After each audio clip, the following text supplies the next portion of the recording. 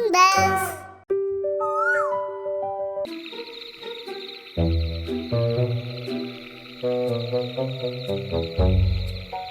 ओ शेरू, ओए! हाँ, क्या बात है? क्या तुम्हें वो आवाज सुनाई दे रही है? लगता है हमारे मालिक के घर में चोर घुस आया है।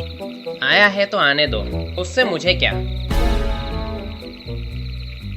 एक बहुत ही सुंदर गांव था। उस गांव में रामदयाल नाम का एक धोबी रहता था। वो बहुत ही मेहनती इंसान था। वो गांव वालों के कपड़े धोकर अपना जीवन यापन करता था। रामदयाल के पास बोलू नाम का एक गधा था। बोलू स्वभाव से बहुत सीधा और शांत था। वो अपने मालिक की किसी भी बात को कभी मना नहीं करता था। रोज सुबह उठते ही रामदयाल बोलू को बुलाकर कहता, आओ मेरे दोस्त, आज भी हम अपना काम शुरू करते हैं। बोलू भी अपने मालिक की आवाज सुनते ही खुशी खुशी खड़ा हो जाता। रामदयाल कपड़ों की भारी पोटलियां बोलू पर लादकर तालाब की ओर ले जाता। लेकिन बोलू ने कभी बुरा नहीं माना। वो मानता था कि मालिक के लिए काम करना उसका कर्तव्य है। उसी घर में शेरू नाम का एक कुत्ता भी रहता था। वो रात के समय घर की रखवाली करता था। अगर घर के पास कोई आता तो वो तुरंत भौंकने लगता था। लेकिन पिछले कुछ दिनों से रामदयाल शेरू पर ध्यान नहीं दे रहा था। उसने शेरू को ठीक से खाना देना बंद कर दिया था। कभी कभी बचा कुचा खाना होता तो दे देता, वरना शेरू को भूखा ही रहना पड़ता था। वो मन ही मन दुखी होता रहता। मैं पूरी रात रखवाली करता हूँ, लेकिन मालिक मेरी बिल्कुल भी परवाह नहीं करते। ऐसे ही दिन बीतते गए। एक दिन शाम को रामदयाल बहुत थक कर घर आया। दिन भर काम करने की थकान के कारण उसने बोलू को बांधा, शेरू को थोड़ा सा अन्न डाला और खुद घर के अंदर जाकर सो गया। वो रात बहुत शांत थी और चांद की रोशनी फैली हुई थी। सब गहरी नींद में थे। तभी घर के पास एक चोर आया। चोर ने बहुत सावधानी से घर के चक्कर लगाए और ये देखकर कि सब सो रहे हैं, धीरे से अंदर घुस गया। बोलू को कुछ आहट सुनाई दी। ओ शेरू, ओए! हाँ, क्या बात है? क्या तुम्हें वो आवाज सुनाई दे रही है? लगता है हमारे मालिक के घर में चोर घुस आया है। आया है तो आने दो, उससे मुझे क्या। बोलू हैरान रह गया। ये तुम क्या कह रहे हो भाई? घर में चोर घुसे तो भौंककर मालिक को सचेत करना तुम्हारा धर्म है ना? शेरू ने थोड़े गुस्से में कहा। सच है, लेकिन मेरी नज़र में मालिक अपना धर्म नहीं निभा रहे हैं, इसलिए मैं भी उनकी भलाई की चिंता नहीं करना चाहता। अरे अरे, ये तुम क्या कह रहे हो? इतने अच्छे मालिक के बारे में ऐसी बातें? कैसे अच्छे? तुम रोज तालाब पर कपड़े ढोते हो, तुम्हारा काम उन्हें दिखता है, इसलिए वे तुम्हें सांड की तरह खिलाते हैं। लेकिन नींद त्याग कर जो रखवाली मैं करता हूँ वह उन्हें दिखाई ही नहीं देती, इसलिए मुझे तभी कुछ खाने को मिलता है जब कुछ बच जाता है, वरना वह भी नहीं। मुझ में अब भौंकने की भी ताकत नहीं है। जाओ यहाँ से। नहीं दोस्त, ऐसा मत कहो। ये बदला लेने का समय नहीं है। उठो, एक बार जोर से भौंकोगे तो मालिक जाग जाएंगे। देखो, तुम कितना भी गिड़गिड़ाओ, मेरा मन नहीं पिघलेगा। भूख से तड़पते तड़पते मेरा मन भी पत्थर हो गया है। कोलू के बैल की तरह काम करने वाले तुम्हें यदि मालिक पर बहुत प्यार आ रहा है तो तुम ही कुछ कर लो। बोलू को गुस्सा आ गया। छी छी, कहते हैं कि कुत्ता वफादारी की मिसाल होता है। तुम्हें देखकर लगता है कि ये बात गलत है। तुमसे तो हम गधे ही बेहतर हैं। ऐसा कहकर बोलू ने जोर जोर से रेंकना शुरू कर दिया। उसकी तेज आवाज से मालिक की नींद खुल गई। रामदयाल गुस्से में बाहर आया। ओए गधे, दिन भर गांव भर के कपड़े धो धोकर मैं थक कर सो रहा हूँ और तू मेरी नींद खराब कर रहा है। तुझे ऐसे ही छोड़ दिया तो तू रोज मेरी नींद खराब करेगा। रामदयाल ने बोलू को मारना शुरू कर दिया। बोलू बहुत तड़पा। वो चिल्लाया, लेकिन मालिक का गुस्सा शांत नहीं हुआ। रामदयाल ने बोलू की बहुत पिटाई की। बोलू अधमरा हो गया। शेरू चुपचाप ये सब देखता रहा। कुछ देर बाद मालिक वापस जाकर सो गया। बोलू दर्द के मारे कराहते हुए लेट गया। शेरू बोलू के पास आया। देखा, मैंने कहा था ना कि जिसका जो काम है उसे वही करना चाहिए। सच है भाई, मैंने जरूरत से ज्यादा उत्साह दिखा दिया। शेरू शांत खड़ा रहा। रात बीत गई, लेकिन बोलू दर्द के कारण चल भी नहीं पा रहा था। रामदयाल को भी बाद में अपनी गलती का एहसास हुआ। मैंने बोलू को क्यों मारा? वो तो शायद मुझे सचेत करने के लिए ही चिल्ला रहा था। लेकिन शेरू अभी भी मौन रहकर सब देखता रहा। जिसका जो काम है उसे वही करना चाहिए। दूसरों के काम में जरूरत से ज्यादा उत्साह दिखाकर दखल देने पर इस गधे की तरह मार खानी पड़ सकती है। मूनलैंड जंगल में हाथी, हिरन और खरगोश की दोस्ती की सभी मिसाल दिया करते थे। ये तीनों साथ मिलकर अपने जंगल पर आई बड़ी से बड़ी मुसीबत को खत्म कर देते थे। वहीं डंकी गधे की बेवकूफी से सभी परेशान रहते थे।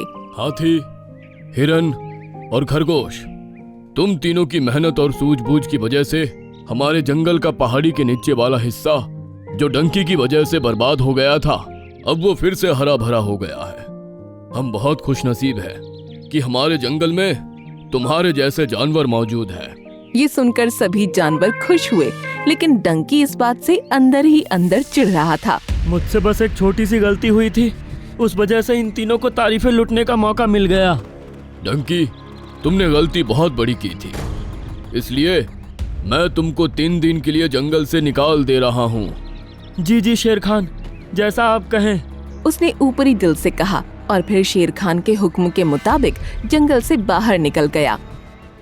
मैंने बस 5 पेड़, 20-30 पौधे और 100-200 फूलों को बर्बाद किया था, वो भी गलती से। लेकिन इस शेर खान ने मुझे जंगल से निकाल दिया।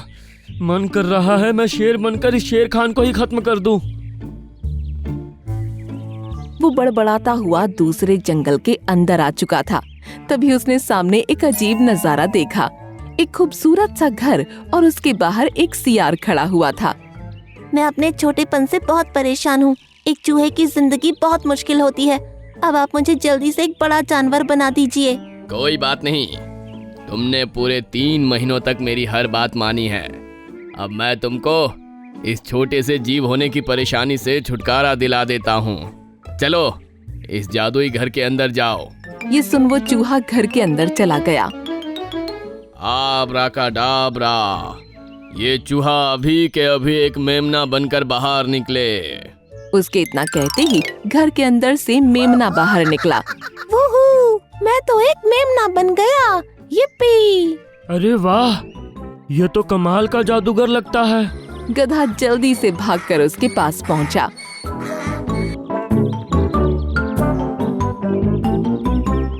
मुझे भी जल्दी से शेर बना दो भाई, मुझे गधा नहीं रहना। अरे अरे, 1 मिनट भाई, इतनी भी क्या जल्दी है? मुझे शेर खान ने मेरे जंगल से निकाल दिया है। मुझे उससे लड़ाई करके उसको जंगल से निकालकर अपना बदला लेना है। तुम मुझे शेर बना दोगे तो मेरा बदला पूरा हो सकता है। मैंने इस चूहे को मेमना मुफ्त में नहीं बनाया। इसने महीनों मेरी सेवा की है और मेरा बहुत सा काम किया है। तो ठीक है, मैं भी तुम्हारी खूब सेवा करूंगा। बोलो मुझे क्या करना पड़ेगा? ये सुनकर सियार के चेहरे पर मुस्कान छलक आई। मिनकी चिड़िया ने अभी 2 अंडे दिए ही थे और वो बहुत खुश थी। वाह, आज मैंने 2 अंडे दिए हैं। अब तो मैं जल्दी ही माँ बन जाऊंगी। अंडे देने के बाद उसको प्यास लगी तो वो तालाब पर पानी पीने के लिए चली गई। जब वापस आई तो उसके अंडे गायब थे। हे भगवान, मेरे अंडे! वो परेशान हो उठी और जोर जोर से चीख पुकार करने लगी। उसके आसपास कई जानवर जमा हो गए और उसे इस तरह रोता देख उनको भी दुख हुआ।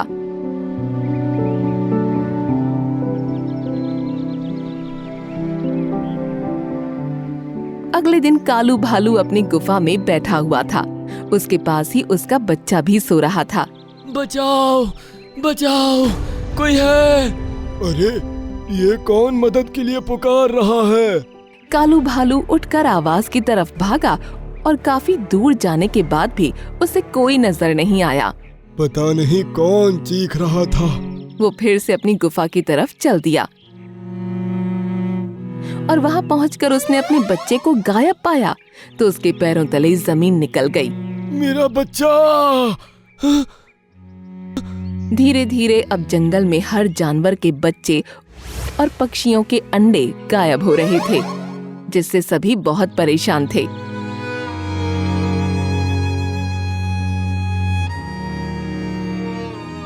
शेर खान, हमारे बच्चे लगातार रहस्यमयी तरीके से गायब हो रहे हैं। उनके साथ क्या हो रहा होगा, ये सोचकर ही हमारा कलेजा बैठा जा रहा है। हाथी, हिरन और खरगोश, तुम तीनों जल्दी से इस गुत्थी को सुलझाओ। हमें सभी बच्चे वापस चाहिए, और वो जानवर भी जो उनको अगवा कर रहा है। अब हाथी, हिरन और खरगोश ने मिलकर आपस में मशवरा किया।